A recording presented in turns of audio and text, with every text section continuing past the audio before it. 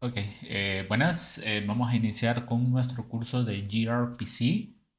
Lo vamos a desarrollar con Go, pero antes de arrancar, pues levantando lo que es nuestro servicio con los protobuf, primero me gustaría abordar un par de conceptos básicos de Go para que al momento que estemos haciendo pues las distintas instrucciones para configurar nuestro servicio, estemos 100% seguros de que pues entendemos en su totalidad las líneas de código y las instrucciones pues particulares que Go utiliza para las definiciones de sus distintas rutinas. Entonces, para eso vamos a iniciar desde nuestra terminal. En mi caso, yo utilizo Warp. Y pues nos vamos a ubicar en la carpeta donde nosotros estemos haciendo el desarrollo de nuestros proyectos que querramos implementar. Aquí claramente si estás viendo esta serie de videos, particularmente porque quieras implementar un servicio de gRCP, sí voy a dar un poco por hecho de que ya traes una experiencia pues desarrollando y que muy seguramente por lo menos un servicio de RESTful API ya lo has implementado, ya que normalmente cuando queremos hacer desarrollo backend, pues casi que siempre las elecciones, que nuevamente siempre es en función de caso de uso, que tenemos para elegir son proyectos RESTful API, GraphQL, nuevamente que estas trabajan bajo el HTTP 1.x y gRCP, que estos trabajan bajo el protocolo de HTTP 2.0. Y estas son populares, ¿no? Y altamente utilizadas cuando queremos hacer comunicación entre microservicios, ¿de acuerdo? Entonces tiene una aplicabilidad pues un poco más del lado del backend, esa intercomunicación con todos los contenedores que yo pueda tener disponibles y que pues no esté trabajando bajo un monolito como tal y esté más orientado en la parte de microservicios, ¿no? Entonces, nuevamente, si estás en esta serie de videos es porque muy seguramente ya traes por lo menos una previa experiencia levantando ya sean proyectos de RESTful API o algún proyecto de GraphQL. ¿De acuerdo? Ok, entonces, bueno, yo me voy a colocar dentro de una carpeta que se llama tema 4 y aquí voy a crear una nueva carpeta que le vamos a poner Go básicos.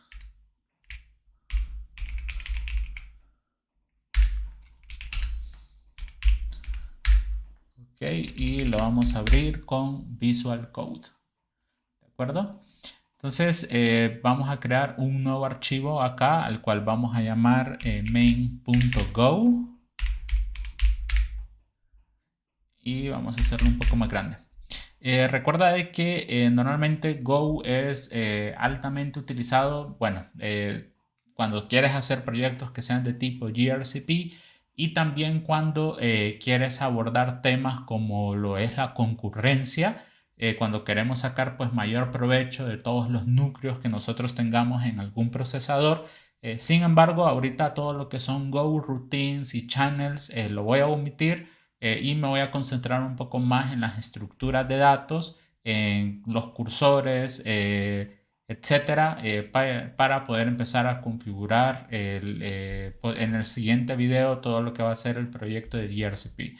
Si ya tienes pues un conocimiento básico de Go, puedes darle skip a este video y ver el siguiente video donde ya vamos a empezar a configurar nuestro proyecto de gRCP. Si no, pues vamos a ver acá nuevamente, no todo, claro está, los conceptos de Go como tal, pero por lo menos sí los que yo considero más importantes de entender al momento que empezamos a configurar los servicios, ¿de acuerdo? Entonces, bueno, como siempre, Go siempre, cada uno de los archivos tiene que estar asociado a un package, ¿de acuerdo? En este caso yo voy a definir lo que viene siendo el package del main. Luego vamos a definir en el import, tenemos dos maneras en cómo poder hacerlo. Podemos colocar dentro de paréntesis, por ejemplo, distintas librerías que vayamos a utilizar aquí no es necesario que tú coloques separados por comas, sino que solamente vas dando saltos de líneas para ir colocando cada una de las librerías que vayas a necesitar. En este caso yo solamente voy a estar utilizando una que es FMT, que pues viene de format, que me va a servir para poder interactuar con la consola, ¿no? Pues para hacer un par de prints y entender la manera en cómo se está ejecutando nuestro código. Vamos a definir nuestra función de main, ¿no? En esta parte de acá, y vamos a imprimir un pequeño mensaje solo para ver si nuestro proyecto realmente está ejecutándose, ¿de acuerdo? Aquí también voy a dar por hecho de que ya hiciste la instalación de Go. Si no, recuerda de que puedes rápidamente abrir pues, tu navegador predilecto y puedes escribir Go install, ¿no? Y puedes colocar el sistema operativo pues, en el que estés trabajando. Y esto te va a llevar a la página de Go. Go, recuerda que fue creado por Google. Y la instalación, la verdad que es una instalación bastante asistida, bastante sencilla de llevar, ¿de acuerdo? Entonces, una vez que ya tengas instalado Go, puedes correr go-version para entender cuál es la versión que estás trabajando. Vamos a dejarlo con -b. Vamos a ver. Vamos a usar la ayuda de Warp, versión de Go instalada, y es Go version, ¿de acuerdo? Entonces, por ejemplo, en mi caso, yo estoy utilizando la 1.23.3 que está bajo la arquitectura ARM. Ok, entonces una vez que ya sepas que sí está bien configurado tu intérprete de Go, vamos a correr go run y vamos a poner el nombre del archivo que vamos a querer ejecutar. En este caso yo voy a mandar a ejecutar main.go, ¿de acuerdo? Y como puedes ver, aquí ya hizo perfectamente el imprimir este pequeño mensaje de acá utilizando nuestro format. El primer concepto que quiero repasar, porque muy seguramente esto en tus primeras clases de programación tuviste la oportunidad de poder abordarlo, es el concepto de los cursores. Como has de recordar, los cursores pues es casi que como pasos por referencias que nosotros podemos hacer para poder optimizar un poco el uso de la memoria y no estar creando copias de variables, sino que podemos hacer que una variable apunte totalmente a la locación de memoria de donde se haya declarado una variable como tal. Entonces, ¿qué te parece si hacemos el ejemplo declarando una pequeña función? En este caso, aquí yo voy a declarar una función con la palabra reservada func, que claramente es la abreviación de function, y vamos a crear una función que lo que haga es que me incremente el valor de una variable, ¿no? Entonces, fíjate que una vez que yo ya he definido, por ejemplo, que esta variable va a recibir un parámetro que se llame x, que va a ser de tipo entero y va a retornar un entero, ¿no? Que esta es la manera en cómo Go declara una función, la estructura de una función como tal. Ahora, si yo no quiero que pues retorne nada, de acuerdo, en particular puedo borrar este int de acá y claramente pues el return estaría de más. Y podría hacer un x o un x más igual 1 o un x igual a x más 1, ¿no? Pues tú como quieras manejar la lógica del incrementador, pero aquí lo que nosotros queremos hacer es que cuando yo pase ese valor, no por referencia o mediante ese cursor, es que la variable que yo declare, en este caso en el main, aunque yo la haya pasado por esta función, que realmente haya quedado afectada también, no que quede afectada. Entonces, para poder hacer eso, yo ocupo hacer que esta variable, no este parámetro que yo estoy especificando en esta función de acá, realmente esté especificada como un cursor, por lo cual esto se lo voy a indicar en el tipo de dato, ¿de acuerdo? Y lo vamos a hacer tal cual, por ejemplo, como se hace en C++. Vamos a colocar el signo del asterisco para poder indicar de que esto lo que realmente va a hacer es que va a apuntar a una variable a nivel de locación de memoria. Ahora que ya hemos hecho esto y queremos pues modificar el valor de esa variable, lo que vamos a hacer es que vamos a colocar x, ¿de acuerdo? Y vamos a hacer que x vaya a ser igual a x más 1. Pero nota que yo estoy haciendo la operación, en este caso de la variable x, mediante el operador del asterisco. ¿Por qué? Porque quiero que se modifique el valor en la referencia de memoria, ¿de acuerdo? Entonces, nuevamente, nota que aquí está muy interesante porque la función no retorna nada. Sin embargo, yo quiero que el parámetro que recibió la función sí cambie, ¿de acuerdo? Al momento que yo consuma esta variable como tal. Entonces, aquí lo que vamos a hacer es que vamos a hacer una declaración rápida con Go. Vamos a colocarle otro nombre para no generar confusión. Y digamos que vamos a declarar acá a num, ¿no? Que num en este caso para mí va a ser 1. Y pues yo lo que voy a querer es que a num lo incremente a 1, ¿de acuerdo? Entonces, aquí vamos a hacer un pequeño format, ¿no? Entonces, este es el valor de la variable antes de incrementarlo, ¿de acuerdo? ¿No? Que sería este mensaje de acá. Entonces, si quieres, corrámoslo, solo para ver de que por el momento todo esté bien. Y como puedes ver, el valor de num antes de incrementarlo es 5.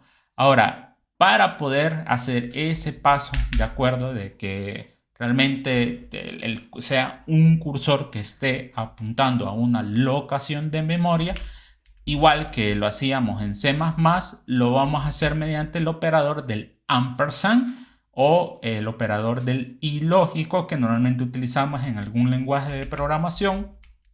Y esto lo que hace es que nos retorna cuál es esa locación de memoria, ¿de acuerdo? Si quieres, hagamos un print de esto para que lo puedas ver. ¿De acuerdo? Y como puedes ver, si yo imprimo, no, en este caso, a num con el signo del ampersand, aquí nos dice un poco cuál es la locación de memoria que tiene esta variable. Y eso es justo lo que ocupa este parámetro de acá, ¿no? Que el parámetro, nuevamente, cuando uno le coloca un asterisco, lo que estamos diciendo es que esta variable está lista para poder apuntar a una locación de memoria que fue designada para poder operar un valor entero, ¿de acuerdo? Entonces, esa es un poco la lógica. Ahora, bueno, una vez que ya hemos hecho esto y mandamos a llamar la función, recuerda de que la función no retorna nada, por lo cual no es necesario de que pues, le asigne un valor, se lo asigne a una variable porque estaría mal. Después de que yo quiera hacer el print, ¿de acuerdo? Vamos a ver de que num ahora se habrá incrementado en 1. Entonces vamos a imprimirlo. Y como puedes ver ahora el valor de num es igual a 6. ¿De acuerdo? Puedo mandar a llamar esta función 3 veces, ¿no? Por darte un ejemplo. Y claramente el valor va a incrementar pues de 5 a 3, que sería 8. Entonces, nuevamente, yo sé que este es un concepto bastante sencillo, ¿no? Más si ya pasaste algún curso formal de lenguaje de programación. Normalmente siempre se enseñan con C o con C++ porque hay un montón de conceptos interesantes sobre optimización de memoria, de cómo lo podemos utilizar, que nos ayuda pues a formar nuestra lógica, ¿no? Y por si creías que esto no se utilizaba, pues la respuesta es sí. En Go, cuando queremos definir pues el consumo de los servicios de gRCP, lo correcto es que pues tratemos de hacer las modificaciones de todos los pases que nosotros hagamos a través de las funciones, ya sea por pasos por referencia mediante la alocación de memoria y operarlos mediante los cursores, ¿de acuerdo? Entonces, nuevamente, este es un pequeño repaso de un concepto muy sencillo de cursores que abordamos en los primeros cursos de programación. ¿De acuerdo? Bueno, ahora que ya vimos esto, déjame hacerte un pequeño repaso sobre cómo poder crear estructuras de datos. No vamos a ver dos en particular. Una es esa estructura que tiene mucho parecido a lo que es una clase, ¿no? Por si bien es un poco de clases de programación orientada a objetos, y cómo podemos hacer que estos objetos o estas estructuras tengan métodos asociados y que pues podamos modificarlos, ¿de acuerdo?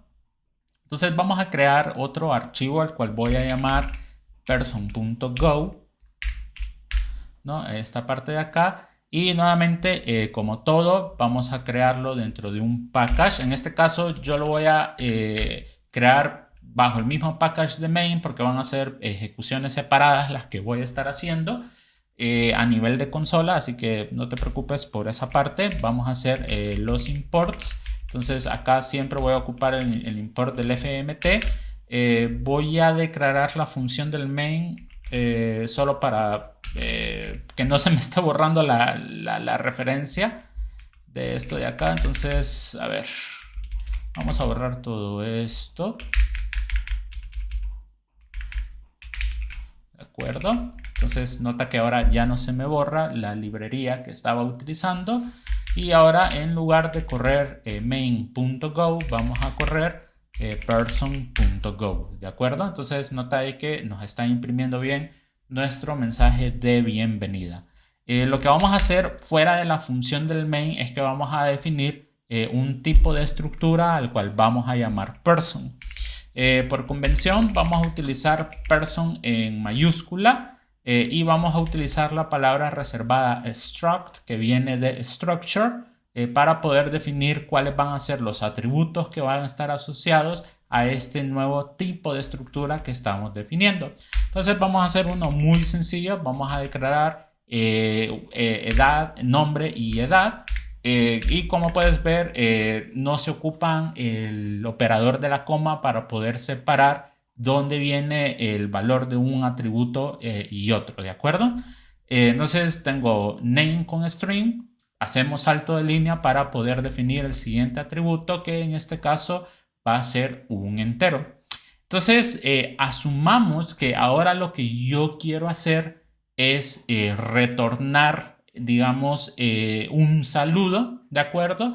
Pero lo quiero retornar como un string. No quiero imprimirlo, lo que quiero hacer es retornarlo, ¿de acuerdo? Por lo cual, si lo voy a invocar, debo de declarar una variable de tipo string para que reciba el valor que va a retornar esa función. Y yo lo que yo quiero hacer es que cuando yo declare o haga una instancia de esta estructura en particular, mediante el operador punto pueda acceder a esa función.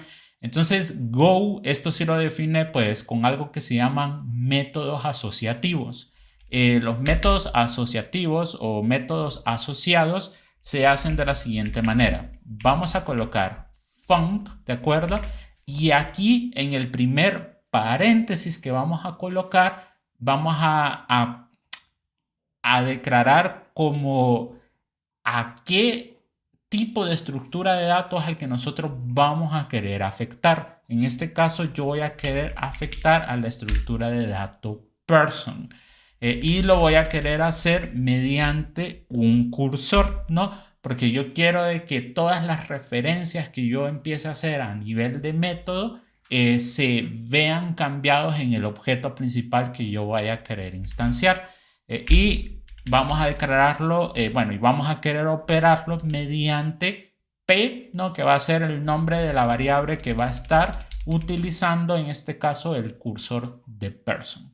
Entonces aquí vamos a colocar saludo, ¿no? Por ejemplo, vamos a colocarlo de que no reciba ningún parámetro en este caso. Vamos a dar un espacio y vamos a colocar que esto me va a retornar un string, ¿de acuerdo? Entonces vamos a abrir y cerrar llaves y vamos a hacer el return. Hola, mi nombre es tal y tal y tal, y vamos a colocarle el mensaje, ¿no?, de cuántos años tengo, ¿de acuerdo? Entonces, fíjate que aquí estoy utilizando el sprint, que me va a servir para poder hacer un casteo del entero hacia el string, para no tener conflictos al momento que quiera hacer esa interacción entre el string y los enteros de la estructura de datos que yo definí en esta sección de acá. Ahora que pues ya tenemos definida esta pequeña función, perfectamente puedo declarar en esta parte de aquí un objeto que pues va a tener perdón, un objeto que va a tener la instancia de esta estructura que yo acabo de definir. Entonces, a ver, aquí vamos a hacer nuevamente una declaración rápida. Recuerda que en Go las declaraciones rápidas las podemos hacer a través del dos puntos igual, y aquí vamos a colocar person y después vamos a empezar a asignar los valores que van a estar, los atributos que van a estar asociados, ¿de acuerdo? Entonces vamos a colocar name Wayeb y de edad vamos a colocar 35. ¿De acuerdo? Ahora, aquí yo esto lo voy a hacer inmediatamente mediante un cursor. O sea, yo quiero que P realmente sea una locación de memoria de esto de acá, que si recuerdas un poco de la programación funcional que estuvimos viendo con Scala, cuando nosotros hacemos este tipo de declaraciones, recuerda de que en Scala, la programación funcional, los valores son inmutables, y esto pues prácticamente viene siendo como una declaración anónima, por lo cual yo esto lo estoy colocando en memoria, pero P es un apuntador, ¿no? Está prácticamente viendo esta declaración anónima que estamos haciendo de esta parte de acá, pero lo estoy claramente pues como apuntando, ¿no?, a esa locación de memoria como tal, ¿no? Entonces esta prácticamente vendría siendo como esta pequeña interacción que estamos haciendo en esta sección de acá. Entonces vamos a colocar message, S, y vamos a decir que message en este caso va a ser igual a p.saludo. Entonces esto era justo lo que te mencionaba de cómo yo voy a querer interactuar con este método de acá. Si quieres, coloquémosle p1 acá para que no lo confundamos con este p. Entonces p1, que es persona 1, de acuerdo, va a ser en una declaración anónima y estoy apuntando su locación en memoria en esta parte de acá. Y P1, de acuerdo, yo le estoy diciendo que P1 va a ser igual a saludo. Bueno, message, perdón, va a ser igual a P1.saludo. Entonces, nota de que aquí en Go, pues no tenemos este concepto de clase como tal, donde ponemos un class person y todo va a estar como una especie de wrap entre las llaves, ¿no? O abrazadas entre las llaves, la definición de su función, sino que tengo que hacerlo asociativamente mediante este tipo de declaración, ¿de acuerdo? Pero nota de que lo podemos hacer perfectamente en esta parte de acá, ¿no? Entonces, ahora imprimamos el mensaje y imprimámoslo en nuestra consola para que miremos cómo lucen, ¿de acuerdo? Y como puedes ver, lo hace perfectamente. Asociamos a message, ¿de acuerdo?, el valor que nos retorna saludo, que en este caso, pues hola, mi nombre es Wayeb y tengo 35 años. Una vez que ya hemos hecho esto, recuerda que aquí nosotros pudiésemos sacar ventajas de que pues esto lo estamos haciendo mediante apuntadores para poder modificar un poco, digamos, los valores de los atributos. Entonces, yo perfectamente acá pudiese crear una variable más, un método más, perdón, que se llame pPerson y que se llame cumpleaños, tal cual. Y vamos a hacer que p, no, en este caso de acá, .age sea más. Entonces, aquí lo que estamos haciendo es que estamos modificando el valor de uno de sus atributos, ¿de acuerdo? Entonces, aquí ahora que ya imprimimos este saludo, yo podría venir, ¿no? Y poner que P1 sea igual a cumpleaños y volver a imprimir el mensaje, ¿no? Vamos a, en este caso, a sobreescribir, ¿no? Vamos a mutar el valor o el estado de que teníamos originalmente en message. Nota de que aquí coloco 2 puntos igual porque es la primera vez que lo estoy declarando, y acá, como quiero cambiar el valor, no en este caso de esta variable, lo hago únicamente con el operador del igual. Entonces, una vez que ya hemos hecho esto, ¿no? Y mandamos a imprimir nuevamente el mensaje de message y lo corremos, vamos a notar que ahora el saludo cambia porque la persona, pues en este caso ya no tendría 35 años, sino que tendría 36 años, ¿no? Entonces nota cómo mediante el llamado de este método no lo volví a asignar, no hice nada en particular, pero gracias a los cursores, ¿no? Y que pues P1 realmente estaba asignado como locación de memoria, pues se pudo hacer perfectamente esta operación sin problema alguno, ¿no? Entonces, este también es un concepto bastante importante que debemos de tener en mente cuando nosotros estemos operando con estructuras y cómo podemos hacer que estas estructuras tengan métodos asociados. Ok, entonces ahora que ya tenemos este concepto cubrido, vamos a ver un conceptito más que también es muy importante que lo tengamos en mente, que es el uso de mapas. Entonces yo voy a colocar acá mapas.go, ¿de acuerdo?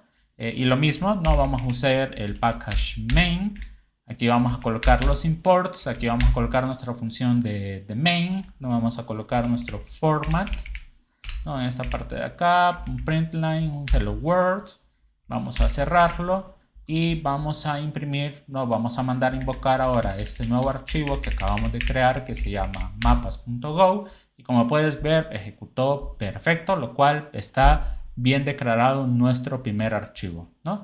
Entonces aquí, bueno, como sabrás, los mapas o los diccionarios, por ejemplo, que miramos en Python, o cuando mirábamos en Java los hash tables, o cuando miramos en Scala los hash maps también. Claramente en Go también tenemos esta estructura de datos que es muy útil, que a mí me sirve pues para poder tener esa estructura llave-valor en la cual pues, puedo asignar rápidamente el valor de alguna variable y poder recuperarlo también mediante el operador de sus llaves, ¿de acuerdo? Entonces, la manera en cómo vamos a declarar acá los mapas, lo vamos a hacer mediante la palabra reservada map. Luego vamos a abrir y cerrar corchetes y vamos a especificar cuál va a ser el valor de la llave que nosotros vamos a querer estructurar. Entonces vamos a colocar string y después fuera de los corchetes vamos a colocar cuál es el tipo de dato o el valor que va a retornar la asociación de esa llave, que en este caso yo voy a colocar string también. Entonces aquí yo puedo mediante llaves, ¿no? Automáticamente empezar a asignar cuáles van a ser los valores que nosotros vamos a querer definir de las capitales. Entonces vamos a definir, pues, por ejemplo, que de México su capital es Ciudad de México. Vamos a definir que de Honduras su ciudad es Tegucigalpa. Que de Guatemala tenemos a Guatemala, de El Salvador tenemos a San Salvador, de Nicaragua tenemos a Managua, y bueno, dejémoslo así, ¿no? por el momento. Entonces, una vez que yo tengo esta estructura de datos definida, yo puedo, por ejemplo, mandar a imprimir, digamos, los capitales. Vamos a ver. Dice que estamos perdiendo. Ok, sí, hay que siempre colocarlo con punto y coma, con coma al final del último valor, ¿de acuerdo? ¿No? En este caso de acá, siempre, y esta es una práctica bastante común, por ejemplo, en JavaScript, de que cuando estamos definiendo una colección de algo, siempre estamos colocando esa coma al final como para poder indicar de que pudiese venir un elemento más. Bueno, entonces, cuando lo imprimimos, como puedes ver en la consola, pues vamos a tener la definición del mapa como tal, ¿no? El Salvador, San Salvador. Nuevamente no tenemos esa separación por comas, ¿de acuerdo? Guatemala, Guatemala, Honduras, Tegucigalpa, México, Ciudad de México y Nicaragua, Managua, ¿de acuerdo? Entonces, claramente nosotros también pudiésemos, por ejemplo, imprimir, digamos, queriendo acceder mediante su llave al valor directamente, ¿no? Probémoslo. Y como puedes ver, esto me va a obtener el valor de Ciudad de México, ¿no? Entonces, esta es un poco la magia de este tipo de estructura de datos que rápidamente nos podemos acceder a su valor. Entonces, es como una búsqueda bastante eficiente cuando utilizamos este llave valor, ¿no? Esta estructura de datos que, como sabes, es tan famosa que inclusive tenemos tecnologías de almacenamiento como Redis que pues, implementan este concepto de llave de valor y podemos mantener inclusive su persistencia en este tipo de tecnologías como tal. Nota que en Go nosotros tenemos un tipo de valor, un tipo de operador que se llama OK. Entonces, a OK, por ejemplo, yo lo puedo definir como, como por ejemplo el valor de capitales en México. Y si nosotros imprimimos el valor de OK, miremoslo, vamos a obtener Ciudad de México, ¿de acuerdo? Entonces, este OK, ¿no?, que nosotros estamos colocando en esta parte de acá, pues nos va a servir para poder validar si efectivamente el valor que nosotros estamos tratando de recuperar es, pues es de acuerdo o no. Si nosotros acá ingresamos pues un valor que, por ejemplo, no existe como tal, nota que el valor que obtenemos en este caso pues es un valor vacío, ¿de acuerdo? Entonces, OK, básicamente en este caso pues nos obtiene el valor al cual nosotros queremos tratar de acceder mediante esta llave de acá. Si lo quisiéramos, digamos, como automatizar, no como la decisión de que si el valor que nosotros, la llave que nosotros estamos tratando de buscar tiene un valor dentro de nuestro diccionario, podríamos hacerlo de la siguiente manera. Vamos a colocar, por ejemplo, país, dos puntos igual, vamos a colocar Honduras, vamos a guardarlo y vamos a hacer una pequeña decisión. Entonces, aquí en Go es bastante común que nosotros hagamos asignaciones y que el valor de esa asignación se lo asignemos a una variable. Entonces, vamos a colocar este OK que teníamos antes, dos puntos, igual a capitales, en el valor de país que fue el que declaramos arriba, ¿de acuerdo? Entonces, aquí vamos a tomar una decisión. Vamos a colocar punto y coma en esta parte de acá y vamos a colocar solamente la palabra OK. Vamos a abrir, en este caso, llaves, ¿no?, en esta sección de acá. Y aquí yo lo que estoy diciendo es lo siguiente. A OK le estoy nuevamente, no estoy validando si el valor de país, de acuerdo, la llave que quiero validar dentro de mi mapa existe. Entonces, aquí viene la decisión que estoy en este caso tomando, que aquí nuevamente si existe un valor me va a retornar cuál es el valor asociado a esa llave.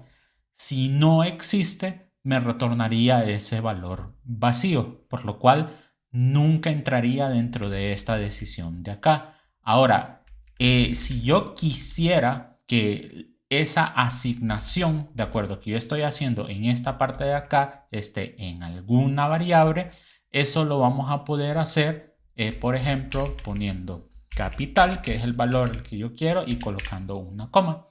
Entonces, nuevamente, partimos de esta parte de acá, de la asignación, colocamos punto y coma, y aquí colocamos la validación que nosotros en este caso queremos hacer. Nuevamente, aquí es si el valor, si nos devolvió un valor o no, ¿de acuerdo? Si es vacío o es falso, si nos devuelve un valor, en este caso sería verdadero. Y el valor de esta asignación yo lo estoy asignando a la variable capital. Es como una especie de nomenclatura que se puede hacer en Go para poder simplificar un poco este tipo de asignaciones o interacciones con los mapas, ¿de acuerdo? Entonces acá podemos hacer un pequeño print, ¿no? La capital de el país Honduras es, y colocamos acá el valor de la capital, ¿de acuerdo? Nota que aquí dice capitales y aquí dice capital, ¿de acuerdo? De lo contrario, no se encuentra la capital del país que estábamos buscando. Entonces guardemos esto de acá. Si quieres, borremos esto y imprimámoslo. Perfecto, entonces como puedes ver, la capital de Honduras es Tegucigalpa. Digamos que acá vamos a ingresar, por ejemplo, Costa Rica, ¿no? Que es un país que por el momento no lo tenemos agregado dentro de nuestro diccionario, y me va a devolver que no se encontró la capital de Costa Rica. Entonces esta es una manera en cómo nosotros podemos validar si la llave que nosotros estamos buscando dentro de nuestro diccionario realmente tiene un valor asociado. ¿De acuerdo? Entonces, nuevamente, acá hacemos la asignación y quiero esta asignación, pues lo quiero validar mediante OK. Si OK me devuelve un valor, el valor, ¿no?, que estoy queriendo interactuar acá se asigna a esta variable, no a la variable capital. Entonces, nuevamente, esto es una manera de poder hacer validaciones si existen valores dentro, si existen valores asociados a una llave dentro de un mapa que nosotros estemos queriendo interactuar. Creo yo que esto era lo que quería tocar con el tema de los mapas, que nuevamente son muy importantes. Y vamos a hacer un último archivo al que vamos a llamar errores.go, ¿no? Solo para poder entender cómo podemos manejar los errores también. Entonces vamos a colocar, como siempre, nuestro package main. En los imports lo vamos a dejar ahorita, no vamos a importar nada, lo vamos a ir agregando las importaciones a medida vayamos trabajando. Entonces vamos a colocar func, voy a crear aquí una función muy sencilla para poder validar un error a nivel de negocio, a nivel lógica o algo que yo esté implementando, que se va a llamar check number. Y acá yo lo que quiero validar es que no me manden valores negativos, ¿no? Por darte un ejemplo. Entonces vamos a colocar num_int, ¿de acuerdo? En esta sección de acá, y esto me va a retornar un tipo de dato que se llama error, ¿de acuerdo? Entonces guardémoslo. Este va a ser este error, ¿de acuerdo? Esto que yo estoy mandando a importar en esta parte de acá es un tipo de dato particular de Go. Existen otros que se llaman errors en plural, que es la manera en cómo nosotros vamos a estar validando posteriormente, como si fuese una especie de try catch, ¿no? Lo que vamos a estar trabajando como tal. Entonces aquí vamos a hacer una decisión muy sencilla, ¿no? Si el número que yo estoy pues validando es menor que 0, vamos a retornar, vamos a ver, error .new errors.new, ¿de acuerdo? Esta parte de acá. Y aquí, como puedes ver, automáticamente me importó la librería de errors, porque la manera en cómo vamos a disparar esos errores, ¿no? De que hubo algún problema con nuestro servicio o algo por el estilo, se manejan a través de esta librería de acá. Entonces aquí vamos a arrojar el error, ¿no? En este caso vamos a colocar el número no puede ser negativo, y en el caso, ¿no? Y en el caso de que pues el número si sea mayor a 0, mayor o igual a 0, vamos a retornar nil. Nil en este caso, en el contexto de Go, significa no error, ¿de acuerdo? De que está bien, de que la validación está correcta, y claramente es uno de los valores que están asociados a este tipo de datos, ¿no? O estructura que maneja Go en esta sección de aquí. Entonces, nil es uno de los posibles valores que pueden ser asociados a error y en este caso, pues diría no error, no sería no error, no esta parte de acá. Y en el caso de que haya un error, claramente retornamos o disparamos el error mediante esta sección que tenemos en esta parte de acá. Entonces, también esto es muy importante tenerlo en consideración cuando nosotros queremos hacer la implementación de funciones pues que sean un poco más robustas, ¿de acuerdo? Entonces vamos a colocar nuevamente acá nuestra func main en esta sección de acá y hagamos pues validaciones, ¿no? Coloquemos if vamos a asignarle vamos a colocar tus puntos igual, check number de -1, ¿no? En esta parte de acá. Entonces nuevamente recuerda que yo aquí puedo, ¿no? En esta sección de acá hacer una asignación y aquí hacer una validación, ¿de acuerdo? Entonces vamos a colocar que si el error es distinto a nil, ¿no? En esta parte de acá, aquí podemos mandar a imprimir el error. Entonces aquí podemos utilizar una función que se llama panic para poder arrojar en este caso un warning como tal. De lo contrario, ¿no? El número es válido, ¿de acuerdo? Entonces vamos a imprimirlo para este nuevo archivo que acabamos de crear. Como siempre vamos a colocar go run y vamos a colocar errores.go. Y como puedes ver, vamos a ver panic. Como puedes ver, ¿no? Aquí nos da el error, ¿no? El número no puede ser negativo y como puedes notar, a nivel de terminal, ¿no? Pues se ve como que ese error, ¿de acuerdo? Y se sale del programa, ¿no? Como totalmente, ¿no? Entonces, esto es para poder interactuar con, pues, un poco más llamativo a nivel de terminal, podríamos decir, y que, pues, se entienda un poco más, ¿no? De que hubo un error como tal. Esto claramente lo podríamos probar con, por ejemplo, terminal también para que veas cómo se ve. Vamos a esperar que inicialice. Vamos a ver, cd desktop, lenguajes, parece. Ok, ls, cd, tema 4, ls. Vamos a ver si puedo hacer un poco más grande para que veas también.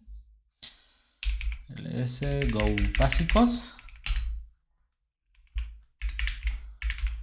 Ok, y vamos a poner go run y nuestro archivo errores.go. Vamos a imprimirlo. Y bueno, aquí no se ve tan como warp, ¿no? Que sí lo marca con su color rojo. Pero sí nos dan, ¿no? Que él salió con un status 2, ¿no? De acuerdo, no se ve el mensaje del error, pero este es un error programado, en este caso del lado de nosotros, ¿de acuerdo? Claramente si aquí cambiamos, por ejemplo, por el número 8, ¿no? Imprimimos, ¿no? El número es válido, ¿no? Por lo cual pues está funcionando perfecto. Entonces, estos son un poco los conceptos que siento que sí son muy importantes que los manejes o que los tengas en cuenta al momento que pues nosotros queremos hacer la implementación de nuestros servicios de gRPC. Te dejo el repositorio, ¿no? Para que puedas ver estos ejemplos que hicimos acá, los puedas practicar y pues ya entres de lleno con la definición con Proto Buffer y con gRPC con Golang, ¿no? De estos servicios que vamos a estar configurando.